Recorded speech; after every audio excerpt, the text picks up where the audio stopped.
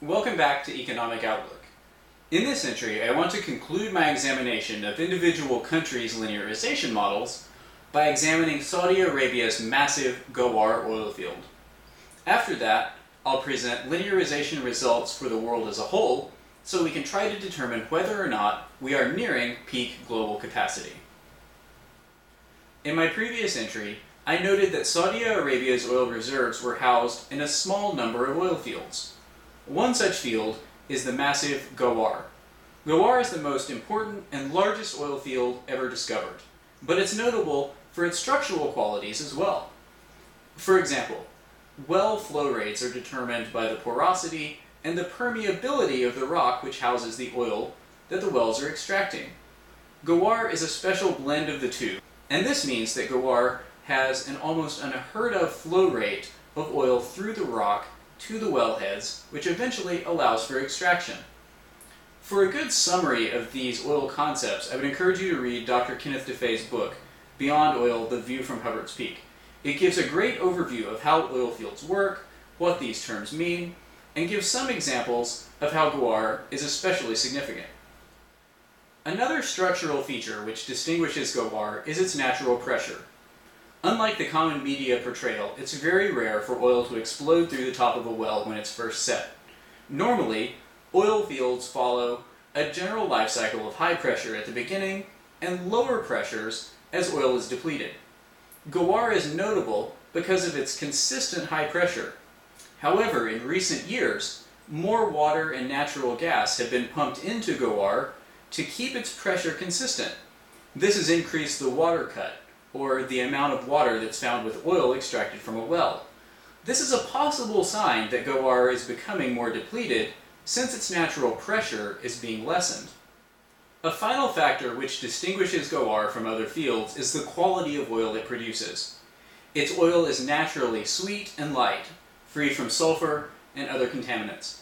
This makes oil from Ghawar extremely easy to refine and easier and cheaper to take to market. In summary, Ghawar is the world's most extraordinary oil field from both a productive and scientific standpoint. Its sheer size, at over 100 billion barrels of recoverable reserves, makes it easily the largest oil field ever found. As Matthew Simmons says, it's quite likely that when Ghawar's output peaks, the world's peak production of cheap and affordable oil has also come. Now, let's look at a linearization model for Ghawar itself and see what we can learn about its production in the future. Modeling the depletion of Ghawar is even more difficult than estimating Saudi Arabia's overall numbers. Ghawar's production history is difficult to put together, and there are frequent interruptions which cloud the URR. Part of the problem comes from a beneficial practice. Since Saudi Arabia is a swing producer, there are times when it must produce more oil than is healthy for the long-term viability of an oil field.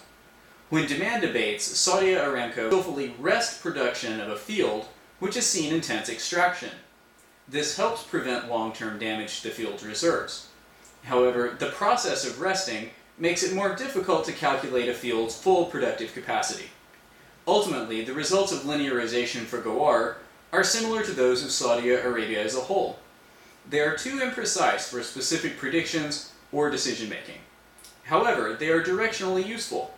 It appears that Saudi Arabia is at or near its peak productive capacity, and that half of its reserves have been extracted. Because of Saudi Arabia's technology, it is possible that more discoveries may be made, though recent efforts have been unsuccessful. It is also possible that more oil may be recovered than initial estimates indicate. However, the purpose of linearization is to provide context, and Saudi Arabia is a special case because of its perception around the world.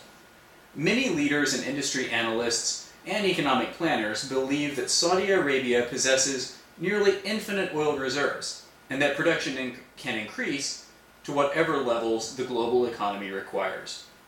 And this is simply not the case. The story of the development of Saudi Arabia's oil is a technological and human marvel, but this doesn't change the fundamental idea that there is a finite quantity of oil which Saudi Arabia can produce over a sustained period of time. Global plans which assume that Saudi Arabia can increase its production by 20 to 30 million barrels a day ignore the reality that technology, no matter how sophisticated, simply can't overcome some physical restraints.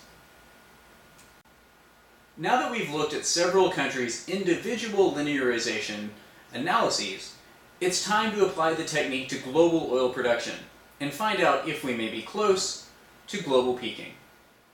The process to create a linearization model for global oil production is similar to that for any individual country. The production history is tallied, and the model is built around the logistic function. This analysis presents an initial estimate of URR at 2,129 billion barrels of oil.